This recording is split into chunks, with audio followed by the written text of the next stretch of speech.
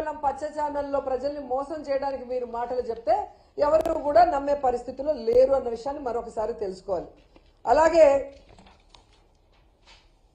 ఈరోజు ఎంత సిగ్గుచేటంటే నెత్తి మీద రూపాయి పెడితే పావలాకు కూడా అమ్ముడు పోని వాళ్ళు కూడా జగన్మోహన్ రెడ్డి గారి గురించి చాలా నీచంగా మాట్లాడుతున్నారు. సైకో సైకో సైకో అని. అసలు సైకో పార్టీ ఎవరిదండి? తెలుగుదేశం పార్టీ కాదా? గత 2 ఏళ్లలో సైకో పాలనతో జనాల్ని పీడించింది మీరు కాదా చంద్రబాబు నాయుడు?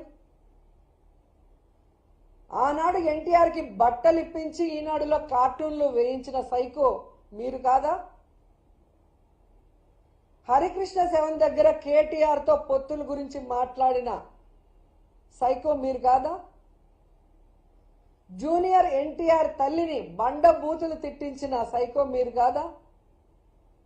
పవన్ కళ్యాణ్ గారి తల్లిని బూతులు తిట్టించిన సైకో మీ కొడుకు కాదా? అమిత్ షా మీద చెప్పులు వేయించిన సైకోలు మీరు కాదా? ఈరోజు పెద్ద ఎన్టీఆర్కి వెన్నుపోటు మీరు పొడిస్తే చిన్న ఎన్టీఆర్కి వెన్నుపోటు పడిచిన సైకోలు మీ కొడుకు కాదా అని అడుగుతున్నాను. మీరా జగన్ గారిని సైకో అని సిగ్గు లేకుండా మాట్లాడటం, మళ్ళీ మాట్లాడించడం మహానాడులో. ఎందుకంటే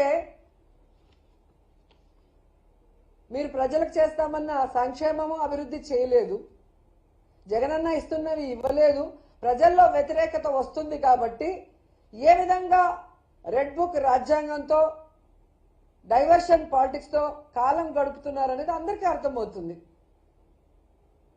ఎందుకంటే ఈరోజు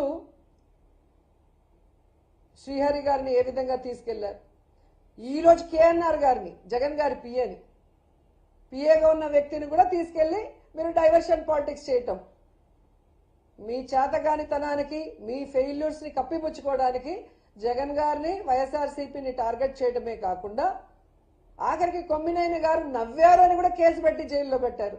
ఇది ఎక్కడైనా ఇది వింటుందా?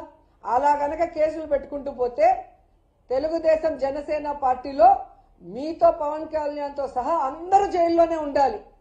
మీరు మాట్లాడినంత నీచంగా, మీరు మాట్లాడినన్ని అబద్ధాలు, మీరు చేసినన్ని మోసాలు ఎవరు కూడా చేసి ఉండరు. కానీ కక్ష సాధింపుతో ఈరోజు కేఎన్ఆర్ కూడా ఈ సందర్భంగా తెలియజేసుకుంటున్నా.